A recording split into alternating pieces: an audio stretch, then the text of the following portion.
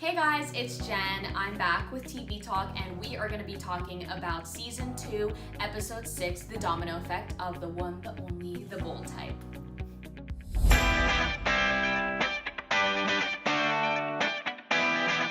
Here we are, back, Season 2, Episode 6, Domino Effect.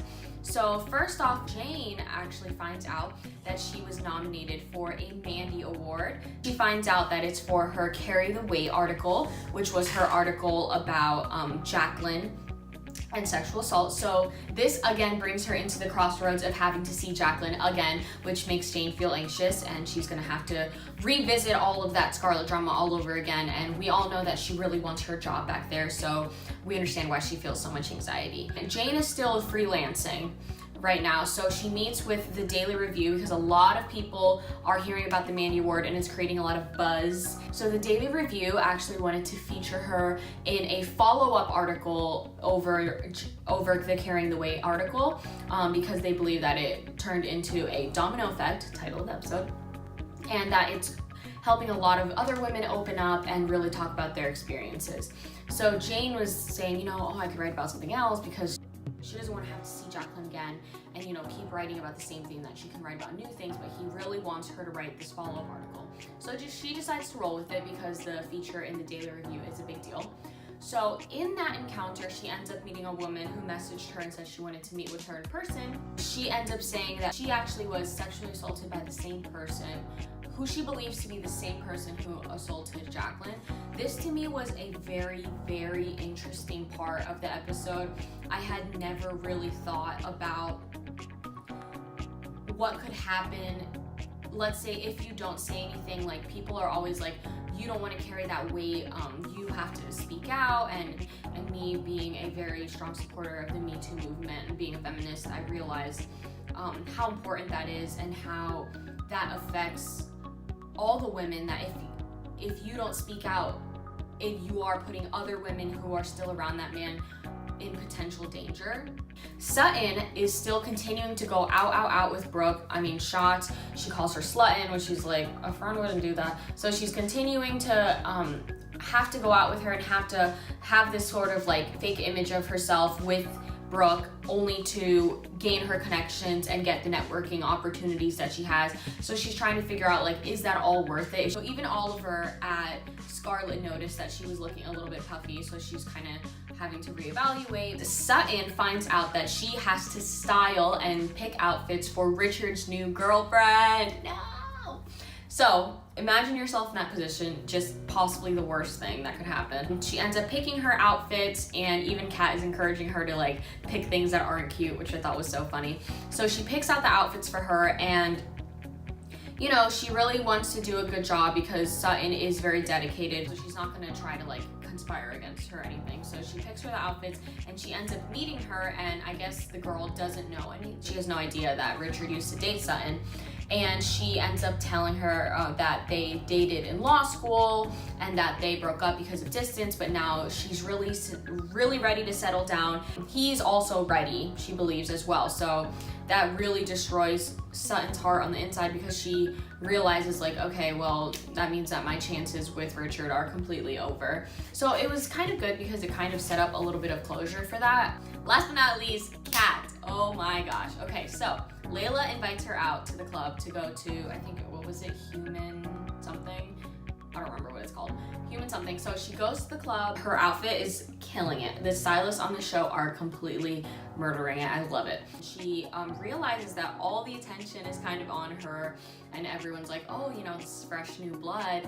And even though we are in New York City, the scene is still small. So she loves the attention, it seems. She's like, oh, okay, we're doing shots. So she's taking shots and she starts dancing, and everyone is all over her, especially this one girl, Daniela. So they're dancing, and first, she tries to kiss her. She's like, oh, no, I'm taken.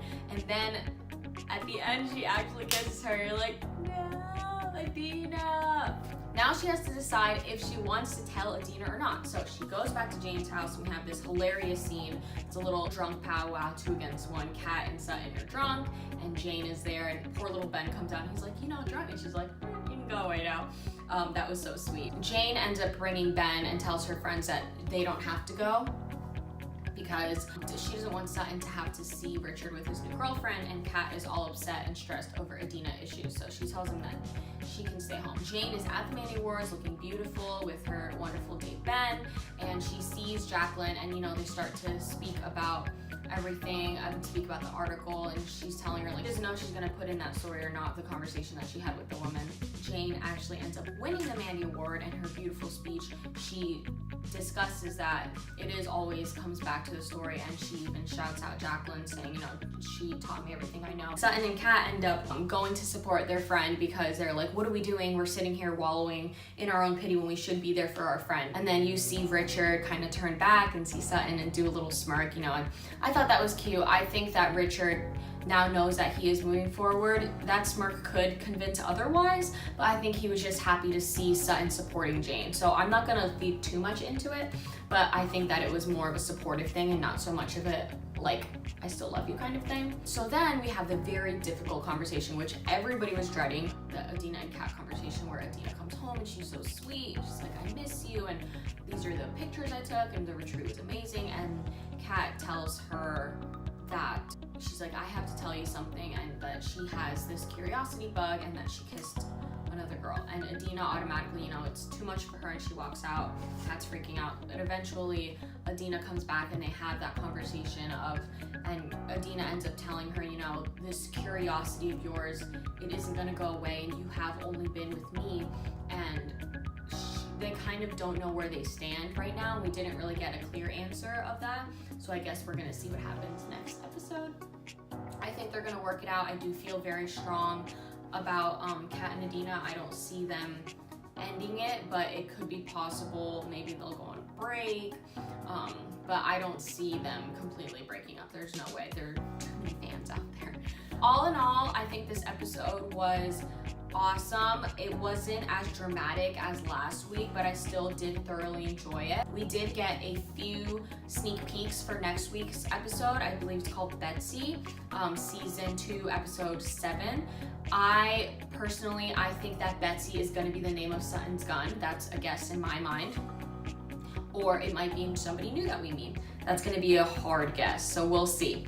We see Sutton is trying to get a hold of Brooke, and she can't, so we think that Brooke has possibly cut all ties with her because Sutton ditched her to go to the Mandy Awards and didn't want to go out with her anymore, which is good. I was kind of tired of Brooke already, and I'm kind of done with all of that, and I think Sutton is better than that.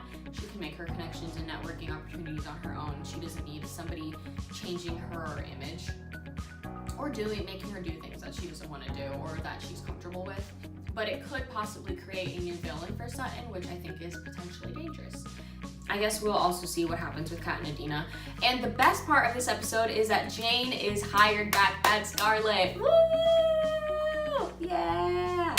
We've been rooting for Jane to come back to Scarlet. I know I have. I think it was a good 2-episode hiatus of Jane finding out what the world is like without Scarlet. It was very endearing, her freelancing and kind of finding herself. I think it's exactly what Jacqueline wanted, which is now why she's ready to bring Jane back on the team. Another thing I wanted to talk about in this episode was the amazing music choices. I will put a link down below to all the songs in this episode. We had some amazing songs by the Aces, Lovin' His Bible, love that song, Curious by Haley Kiyoko. If you don't think those are bops, then I don't know what to tell you because those songs are so good. We got a little bit more of Andrew, who's so funny. I hope they continue to bring in those one-liners from Andrew because they had me cracking up. That's basically it, guys. So thank you so much for tuning in. I hope you enjoyed this TV talk. If you have any predictions about next week's episode, you can comment down below or hit the subscribe button as well. Thank you so much, guys. Have a great day. Bye!